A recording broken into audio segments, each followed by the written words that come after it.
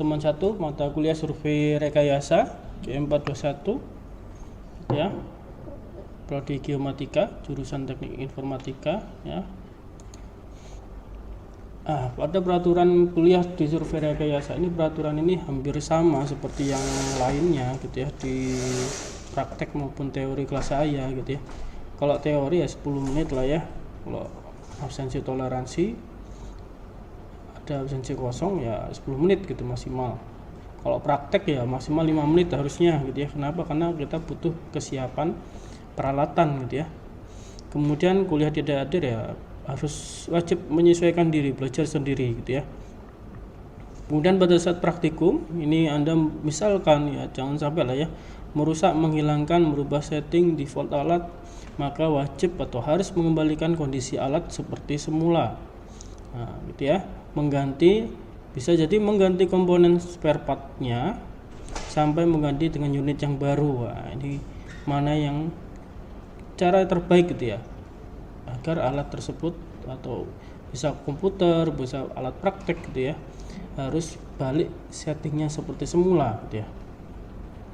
Kemudian seperti biasa berarti ada sanksi ini biasanya kalau praktek nggak bawa K3 gitu ya, karena kewajiban kita ya, kewajiban diri sendiri ini. Oke, pendahuluannya. Nah, nanti di sini ada pengenalan survei rekayasa, ruang lingkup pekerjaan survei rekayasa, petunjuk teknis pekerjaan. Nah, sebelum ke sini maka saya akan menyampaikan kontrak kuliah ya, di lesson plan kontrak kuliah RPP gitu ya. Saya bukakan lesson plan-nya.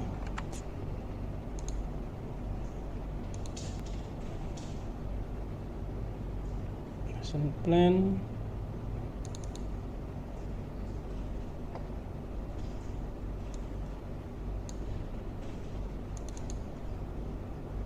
Dan kontrak kuliah.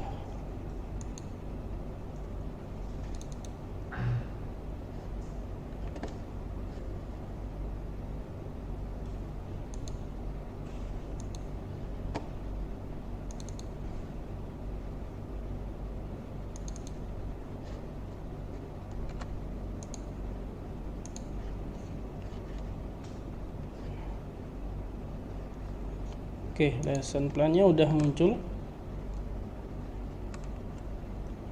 Halo, masuk suara saya? Masuk Pak. Masuk ya? Oke. Ada kredit atau SKS-nya, mata kuliah ini ada 4 gitu ya. Semester 4 mata kuliah wajib. Kemudian mata kuliah prasyaratnya ada matematika geo, fisika, survei terestris dasar, lanjut gitu ya, survei JNSS. Kemudian mata kuliah yang berbarengan tidak ada yang mewajibkan ya.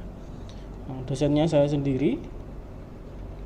Di sini membahas aplikasi survei pengukuran pada beberapa bidang rekayasa, misalkan pada pekerjaan konstruksi, perencanaan, pemeliharaannya, serta survei pemetaan yang dibutuhkan dalam pekerjaan pertambangan. Ada course goal-nya gitu ya, atau capaian pembelajaran gitu ya. Nanti diharapkan mahasiswa mengetahui peran, ruang lingkup dan TOR pada survei rekayasa, mengetahui karakteristik pemetaan bidang rekayasa, melakukan pengukuran profil, mampu menghitung luas volume kegiatan survei, dan mampu melakukan pekerjaan rekayasa bangunan gedung, survei pembaruan peta, dan memahami maksud, tujuan, peran, serta rekayasa dalam pekerjaan pertambangan. Kemudian mahasiswa memahami jenis peta, kualifikasi, dan manfaat dalam pekerjaan penambangan, serta memahami teknik dan cara pembuatan peta untuk mendukung pekerjaan tambang. Dan mahasiswa memahami metode penambangan, memahami teknik survei tanah dan survei tambang terbuka, mampu melakukan hitungan cadangan tambang, dan mampu melakukan desain tambang. Di sini sudah ada SOPI-nya gitu ya, maksimal level 3 gitu ya. Kemudian tadi course goal-nya tadi disampaikan juga dalam CLO, kemudian dibagi di kursus ya, atau praktek atau kuliah mingguan gitu ya. Nah, dari minggu 1 pendahuluan, minggu 2 survei pemetaan untuk aplikasi bidang rekayasa, minggu 3-4 pengukuran tambang profil, minggu 5-6 hitung luas volume, minggu 7 survei pada pekerjaan rekayasa bangunan, minggu 8 juga sama, minggu 9-10 survei pemrograman peta, minggu 11-12 pengantar survei pertambangan, minggu 13-14 pengantar survei bawah tanah atau terowongan. Nah, di sini lanjut ke terus ya sampai ke assignment description. Ada penilaian PBL seperti biasa ya, ada penilaian PBL, ada assessment sikap kehadiran praktikum ATS, AAS gitu ya. PBL ini biasanya 60% menpro gitu ya, 40% dosen pengajar. Biasanya seperti itu. Ada soft skill tetap saya nilai ya, kehadiran dan sikapnya, praktikum gitu ya. Kemudian ATS atau UTS gitu ya, AAS atau ujian akhir semester gitu ya, 15%. Kemudian toleransi keterlambatan hampir seperti yang tadi. Nah, ini saya sampaikan ada absen teori sama praktek. Nah, teorinya kan ada kalau di sesi ini ya, jadwal itu kan prakteknya teorinya 2 sesi gitu ya. Sedangkan absensi di SID itu kan ada 2 tambah 5 kalau nggak salah di SID tadi.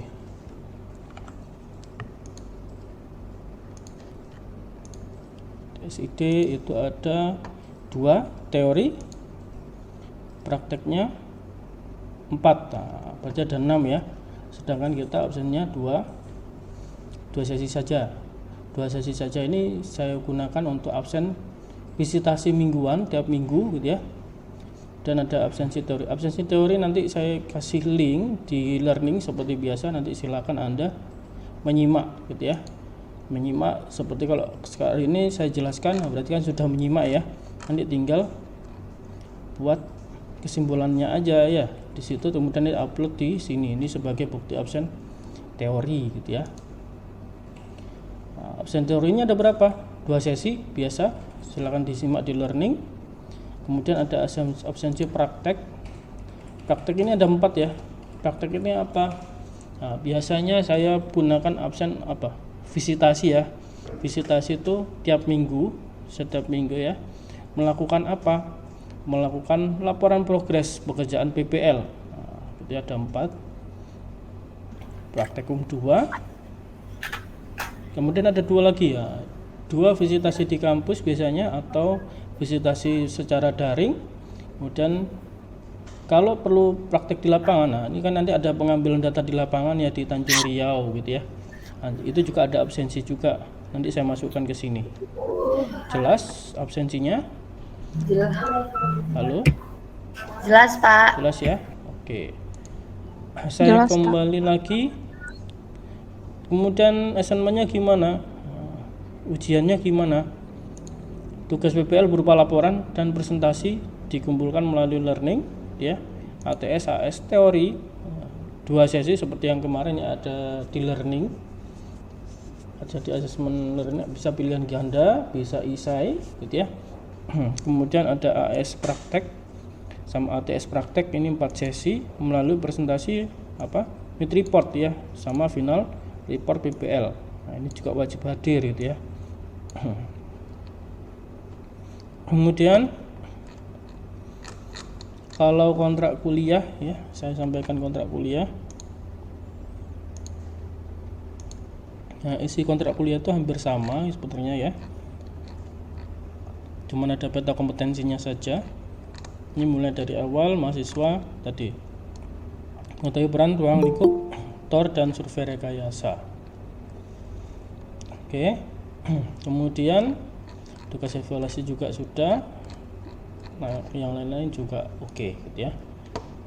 Berlanjut ke apa RPP ya. Nah, di RPP format kontrak, oke, RPP di sini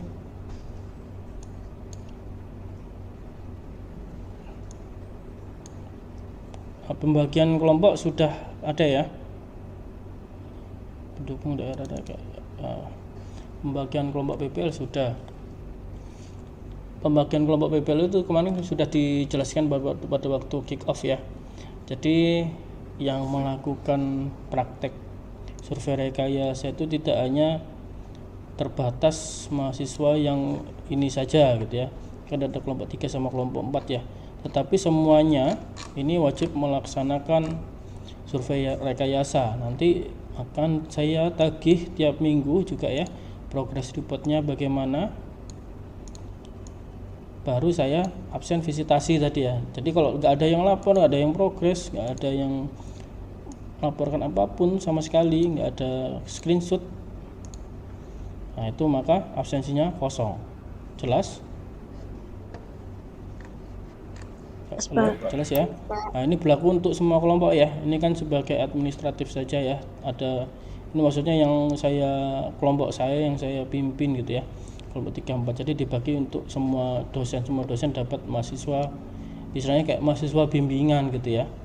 Nah, kayak tugas akhir kan bimbingan gitu kan, ini kan bimbingan saya, tapi semuanya juga tetap saya pantau progresnya.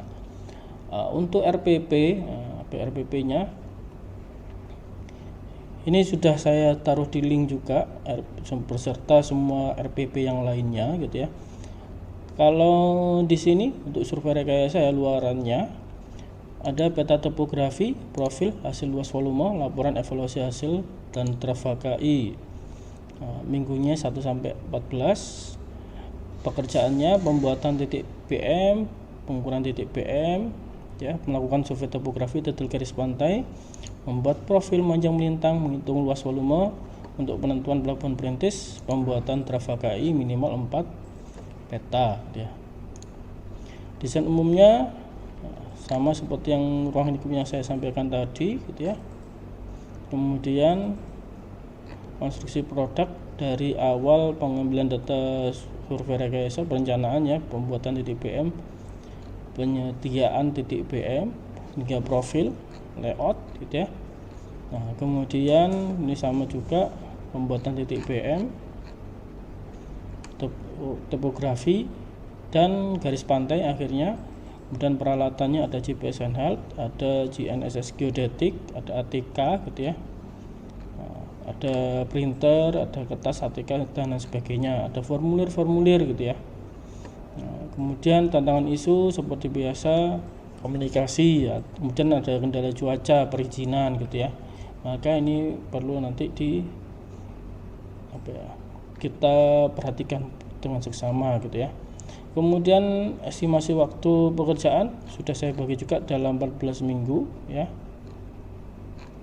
Nah, untuk prakteknya kita ke Tanjung Riau bersama mata kuliah yang lain ya, PPL yang lain ya, kita melaksanakan dalam waktu 3 hari kita selesaikan. Kemudian workspace-nya, nah ini workspace kan kemarin nggak dibagi ya. Halo? Dibagi nggak workspace? Belum Pak. Enggak ya? Pak. Nah, jadi workspace itu diminta untuk secara mandiri ya. Kalau kalian memang butuh lab, jadi silakan langsung mengajukan gitu ya, schedule gitu ya, langsung lakukan perizinan gitu ya. Jadi memang tidak dibagi, yang dibagi itu waktu pengambilan data di Tanjung Riau-nya. Nah, ini silakan kalau yang butuh pengolahan data langsung saja gitu ya. Nah, selain TEF ini, kalian kemarin udah tahu juga ya, ada lab yang lebih tinggi speknya di Tekno. Nah, nanti silakan kalau mau pakai yang Tekno juga oke ya. Yang penting izinnya aja. Kemudian capaian pembelajaran mata kuliah terlibat. Nah, ini survei rekayasa itu ya, yang lain itu bisa kolaborasi lah ya. Kemudian monitoring evaluasi 1 sampai 12, 14 gitu ya. Terakhir nanti ada presentasi laporan gitu ya. Kemudian nah, ini penilaiannya. Oke, nah, ini untuk RPP-nya. Oke ya. Ada pertanyaan mungkin? Saya kasih kesempatan. sebelum berlanjut ke berikutnya, jelas Jelas, ya. Pak. Oke. Saya kira absensi tidak ada kendala ya, kemarin sudah bisa melakukan absensi di learning. Nah, di learning tetap kan kemarin ada yang masuk. Yang minta tolong diperhatikan bagi yang beasiswa, yang KIP, saya ingatkan kembali ya. Kalau beasiswa ataupun beasiswa yang lainnya di mana tidak boleh dapat SP ya, jadi segera saja melakukan absen di learning.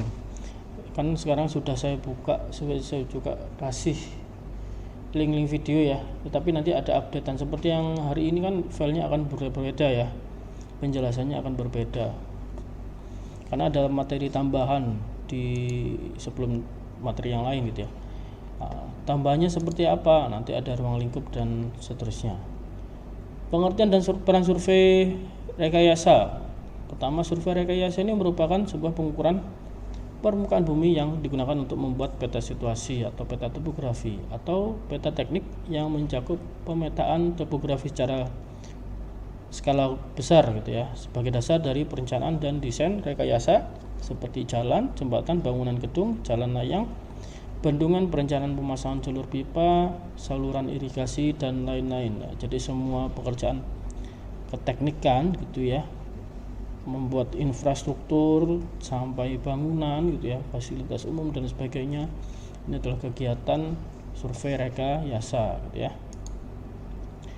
Ruang lingkupnya pertama ada studi kelayakan proyek, dilihat dari apa, teknisnya, ekonomi dan lingkungan gitu ya, karena akan berdampak juga ya untuk ekonomi dan lingkungan. Dan ada desain proyek, ini desain proyek itu mulai dari pradesain dan detail desain. Dan ada staking out, memasang hasil desain di lapangan. Dan ada waktu konstruksi, dan setelah konstruksi itu pembangunan ya, pembangunan objeknya, misalkan gedung dan lain sebagainya. Setelah itu ada juga monitoring project gitu ya. Jadi ada laporan progres mingguan, itu monitoring, itu pasti ada pekerjaan survei rekayasa. Semuanya memerlukan data dan informasi geospasial. Ruang lingkup pekerjaan survei rekayasa termasuk sistem transportasi, faktor-faktor pembatas gitu ya. Sistem transportasi apa saja? Ada jalan kereta api, jalan raya, transportasi udara, termasuk bandara gitu ya. Jalur pipa, saluran air, drainase gitu ya. Di beberapa negara juga termasuk masalah jalur transmisi tenaga listrik. Tenaga listrik kayak sekarang break gitu ya. Ada telepon atau telegraf, jalur kabel dan ban berjalan atau konveyor ya. Kemudian ada lagi talang air dan fulams. Dan sistem transportasi, lokasi dan konstruksi dari jalur atau sistem ini dirancang atau direncanakan di kantor atas dasar survei lapangan yang mungkin dengan survei terestris, survei udara atau fotogrametris, kemudian atau kombinasi dari keduanya. Kemudian metode survei terestris diperlukan untuk keperluan kontrol gitu ya, dari survei udara dan pemetaan pada daerah-daerah yang tertutup vegetasi maupun awan gitu ya, serta untuk keperluan pemetaan skala besar pada lokasi-lokasi bangunan pendukung. Pendukung seperti apa, jembatan gitu ya, dan gorong-gorong, talang, galian dan timbunan dan lain-lain. Dan pematokan sumbu proyek dan hingga lengkungan dan konstruksi gitu ya. Nah, ini contoh gambar di bawah ini melakukan stake out, membangun sebuah gedung gitu ya, membangun sebuah jalan dan sebagainya. Dan pertimbangan ekonomi, penyuluhan, kenampakan fisik dan topografi lapangan, ada tujuan proyek, ketentuan-ketentuan teknis seperti jarak yang terpendek antara stasiun, kemiringan, kelengkungan minimum dan lain-lain. Nah, ini adalah beberapa alternatif rute. Beberapa kemungkinan alternatif yang direncanakan dapat dipilih mana yang paling baik dia rute. Jadi ada jalan gitu ya, mana yang lebih baik, lebih efektif, lebih efisien, menghemat dana gitu ya, menghemat waktu pekerjaan gitu ya.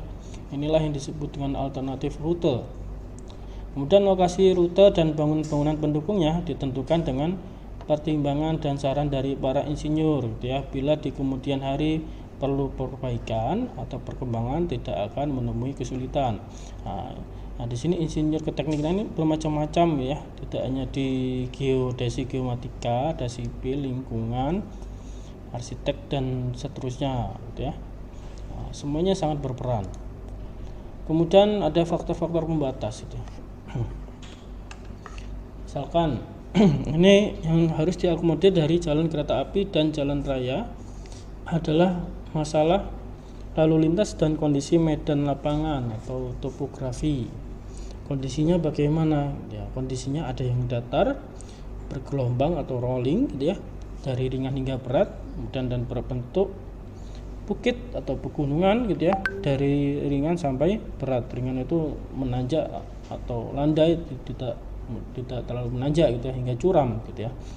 Dan ada pola drainase medan lapangannya seperti lokasi pada lembah, lokasi pada punggung bukit, dan lokasi lintas medan. Ini juga akan ini ya, pola drainase ini juga agak rumit gitu ya. Dan pada lokasi medan yang datar, rute antara dua terminal bisa dibuat lurus, tetapi sering arahnya sedikit dirubah dengan tikungan-tikungan. Nah, sebagai strategi untuk menghindari kebosanan dari para pengemudi gitu ya. Nah, kalau jalannya lurus gitu ya, maka menyebabkan kantuk, biasanya bosan ya, karena bosan menyebabkan kantuk sehingga dibuat agak berkelok-kelok gitu ya. Atau bisa jadi untuk mengurangi biaya pembebasan tanah apabila memotong daerah pemukiman gitu ya. Nah, kalau pemukiman kadang agak ruwet kalau misalkan kita melakukan pemindahan lokasi atau relokasi dari daerah pemukiman, maka dari itu kita belokkan biasanya. Nah, kemudian perizinan juga agak rumit gitu ya. Kita cari lahan yang memang betul-betul kosong, biasanya seperti itu. Atau untuk menghindari areal makam dan bangunan-bangunan sekolahan dan tempat ibadah dan sebagainya, karena ini kan fasilitas umum yang selalu dipakai, rumah sakit juga ya, yang kantor misalkan kantor camat, kelurahan dan sebagainya, ini kan sehari-hari masih digunakan fasilitas kesehatan dan sebagainya. Jadi kalau kita pindahkan itu sangat mengganggu pekerjaan mereka juga gitu ya. Sedangkan pekerjaan mereka itu sangat diperlukan, sekolah juga tiap hari diperlukan gitu ya. Nggak mungkin kita relokasi bentuk vital ya, bangunan vital seperti itu. Kemudian pada daerah yang bergelombang dan bergunung-gunung, tipe rute jalan kereta api dibuat mengikuti lembah gitu, agar kemiringan dan tikungan mudah disesuaikan dengan pola drainase yang ada dan ketinggiannya juga ya. Nah, ini kalau di sini memang belum ada kereta api ya, tapi isunya ada itu ya, jalur kereta api yang layang gitu ya, yang di atas gitu ya.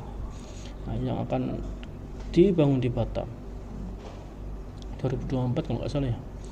Kemudian jalur rute harus dibuat di atas level banjir tertinggi agar aman tentunya ya. Nah, kalau rute di level banjir ya jalannya terendam, jalannya nggak bisa lewat gitu ya. Nah, oleh karena itu biasanya harus ditinggikan jalannya atau buat drainase yang baik gitu ya. Dan lokasi rute pada punggung bukit banyak hal yang harus dipertimbangkan, antara lain ada drainase, galian timbunan minimal gitu ya, kemudian kemiringan sumbu agar masih memenuhi standar minimal, dan tetapi juga ada kondisi ideal, demikian bisa diatasi pada rute yang jarak-jaraknya dapat diperpanjang sehingga arahnya secara umum pada daerah yang bergelombang rute dapat disesuaikan dengan kondisi medan gitu ya. Nah, ini dilihat dari kondisi medannya. Dan pada lokasi lintas medan ini ya, misalkan tadi bukit ada yang datar gitu ya, untuk mengurangi kemiringan akan banyak diperlukan galian dan timbunan serta jembatan, dimana tadi ada lembah, tiba-tiba ini ada bukit, ada pegunungan naik gitu ya, maka kita biasanya perlu membuat sebuah jembatan gitu ya, ada sungai, kita melintasi sungai gitu ya. Nah, perlu banyak galian timbunan gitu ya. Banyak jalan-jalan raya yang ada pada medan yang demikian gitu ya. Pandangan ke arah vertikal lebih diutamakan. Vertikal itu naik turun, jalannya yang naik turun ya. Kalau kalian ke arah Barelang itu kan jalannya naik turun, belok kanan kiri gitu ya.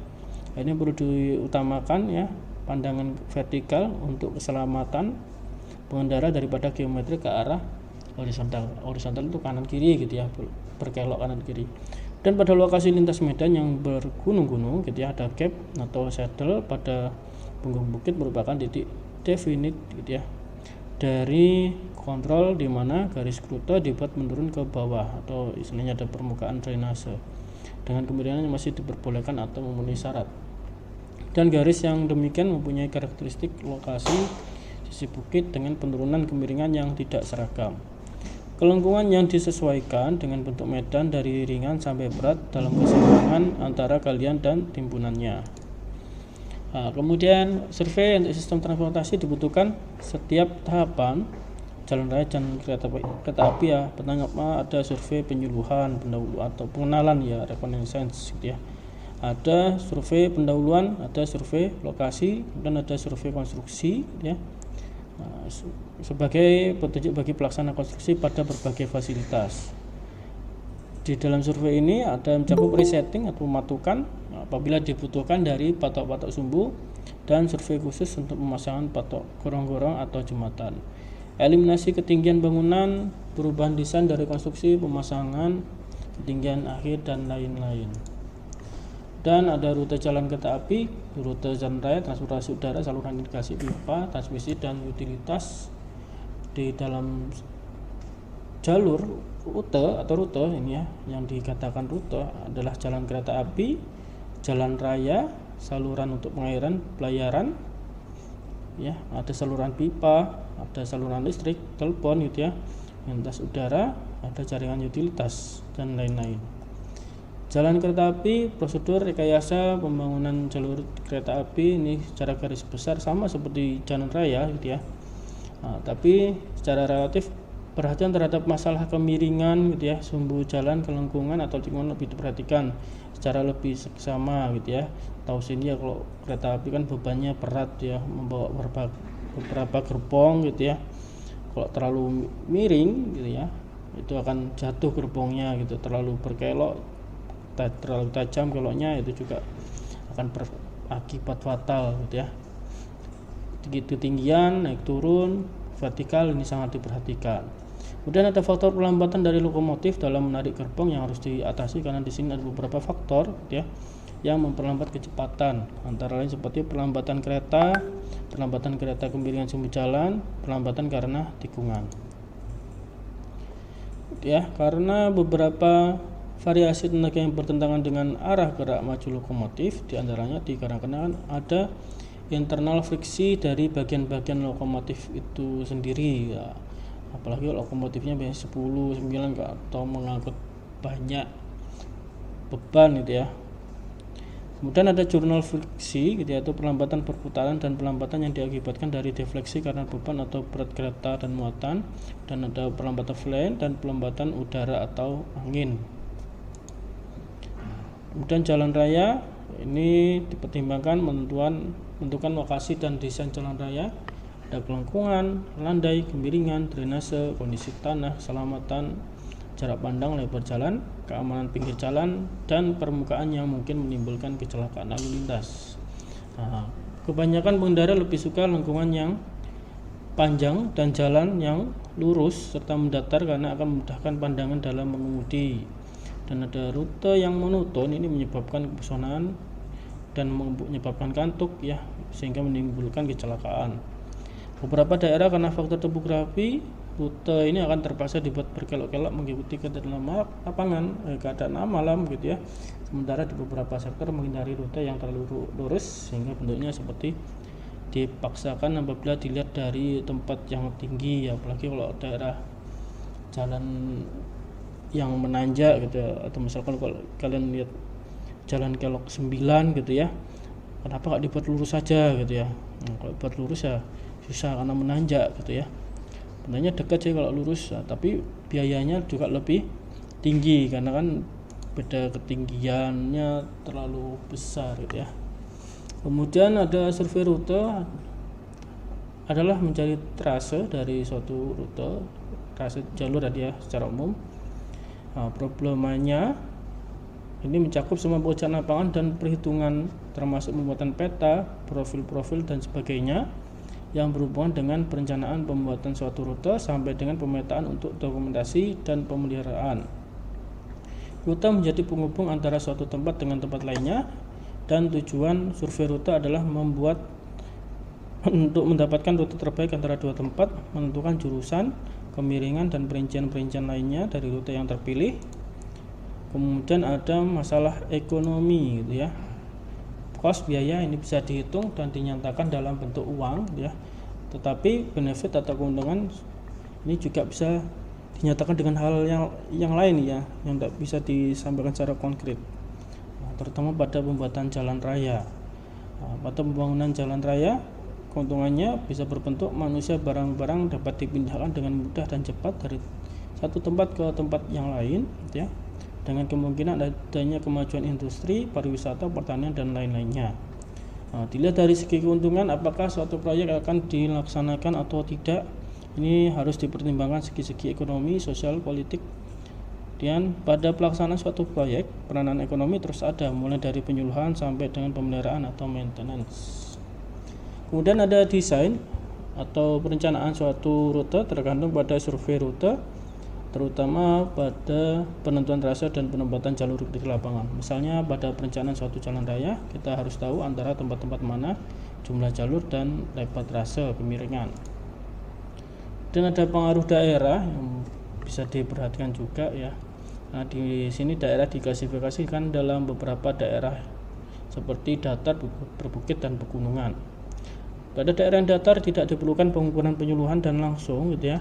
Dapat diadakan preliminary survei atau pengukuran langsung gitu ya. Pendahuluan secara langsung. Dan yang berbukit termasuk daerah yang tidak datar dengan gunung-gunung yang tidak begitu tinggi, diperlukan penyuluhan dulu ya, reconnaissance tadi ya, pengenalan pada jalur yang direncanakan di peta. Kalau terbentur halangan seperti gunung, maka haruslah ditinjau kedua sisinya untuk menentukan mana yang lebih baik untuk dilalui jalan. Hasil penyuluhan atau reconnaissance tadi atau pengenalan gitu ya, pada daerah yang sukar akan menimbulkan beberapa jalur sebagai alternatif gitu ya. Kemudian daerah pegunungan adalah daerah yang paling sukar dan pemilihan jalur trase yang terbaik harus dilakukan secara teliti dan sebijaksana mungkin. Dan ada lagi penggunaan foto udara akan sangat membantu dalam perencanaan.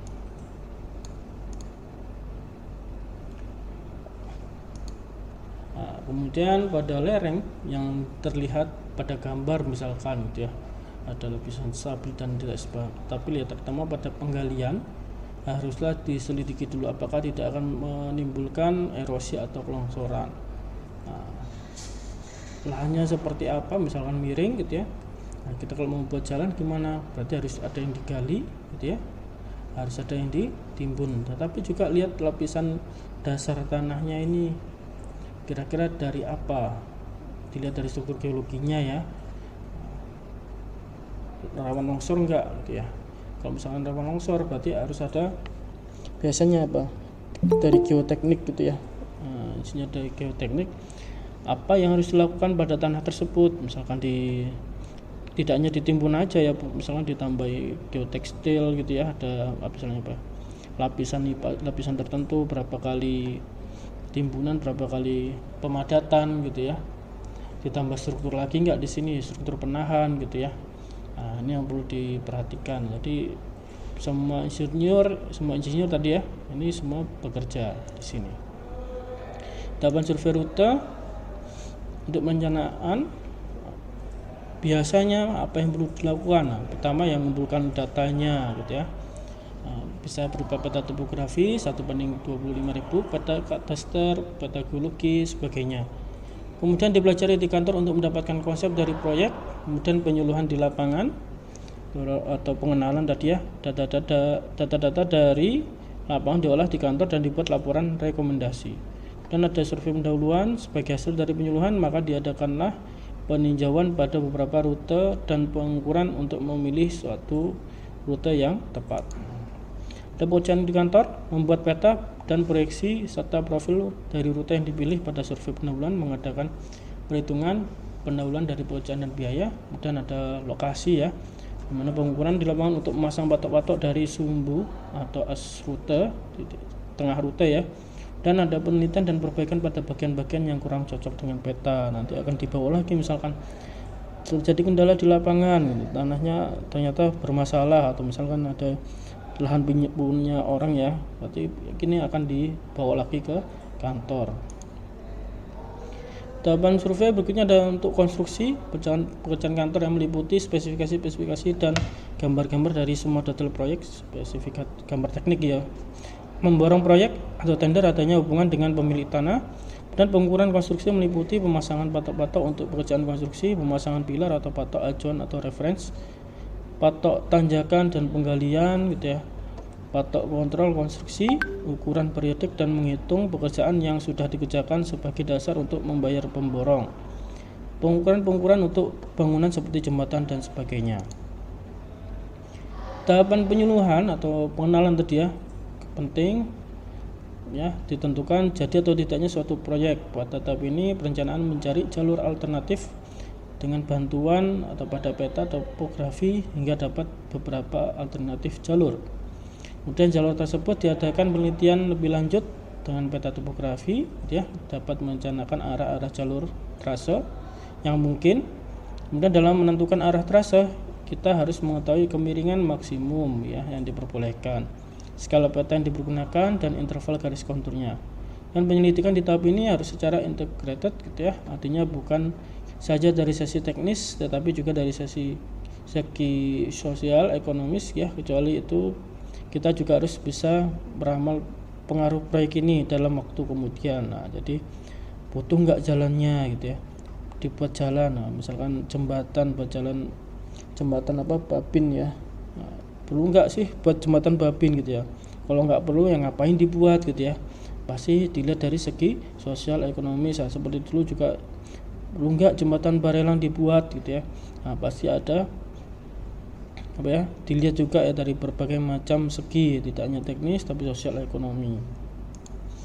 Kemudian mengadakan peninjauan ke lapangan untuk memilih jalur yang terbaik. Jalur yang terbaik itulah yang kemudian dilanjutkan dengan mengadakan pemetaan dari jalur tersebut dengan skala besar, serta pengukuran tampang panjang melintang suatu cross section gitu ya untuk setiap interval yang tertentu. Kemudian didapat data untuk memplot suatu peta teliti dari suatu strip daerah memanjang dan sempit di mana kita akan meletakkan rute yang dimaksudkan. Peta ini merupakan peta dasar di mana kita menggambar final alignment dan profil. Alignment itu kayak tikungan gitu ya. Profil seperti yang biasa kalian lihat gitu ya. Kemarin ada yang buat profil sudahan.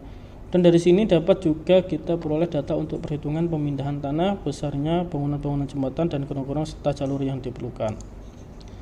Topograf ada pembuatan rute baru, kemiringan, pemanjang penting ya, untuk itu kita perlukan peta topografi dengan garis tinggi yang teliti. Nah, peta ini akan digunakan sebagai paper location atau penentuan di atas kertas dari as jalan, dan perhitungan galian timbunan juga dapat dikerjakan dengan peta topografi ya. Sehingga yang kemarin kita kalau melakukan rencana PPL kita di Tanjung Riau ya, nah, kita buat peta topografinya dulu gitu ya. Survei lokasi untuk memindahkan jalur rute dari peta ke lapangan gitu ya, nah, termasuk lengkungan, umumnya di lapangan akan tidak tepat atau konform ya dengan jalur di peta. Kemudian kemungkinan sebagai akibat dari kesalahan pada pengukuran pendahuluan, pekerjaan ini harus dicek terus menerus dan bila perlu ya diambil tindakan yang cepat dan tepat. Pemasangan patok dengan jarak masing-masing 100 meteran ya dari kiri ke kanan. Trase ini merupakan garis ukur, diukur jalur secukupnya, misalkan dengan lebar 50-100 meter dan dipetakan dengan skala besar. Nah, skalanya 1:2000 sampai 1:5000. Nah, pada peta ini digambarkan trase definitif desain yang terdiri dari layout, profil memanjang melintang atau cross section. Set atau stake out ya dari trase ini baru dilakukan setelah pelaksanaan pekerjaan akan dimulai. Dengan pemasangan patok-patok ini kita akan didapatkan data-data yang lebih teliti untuk bangunan-bangunan dan untuk pembebasan atau pembelian tanah milik penduduk yang terkena proyek gitu ya. Tahap konstruksi harus saling pengertian ya, baik untuk mendapatkan hasil yang baik ya. Setiap fase dari pengukuran dan pemetaan harus disesuaikan dengan ketelitian yang diperlukan, meskipun biaya dan waktu akan terlalu banyak. Umumnya biaya pengukuran kira-kira 5% dari seluruh biaya proyek. suatu dasar yang baik akan lebih menguntungkan proyek. Jadi harus diperhatikan dasarnya gitu ya, karena akan berdampak pada semua pekerjaan proyek gitu ya.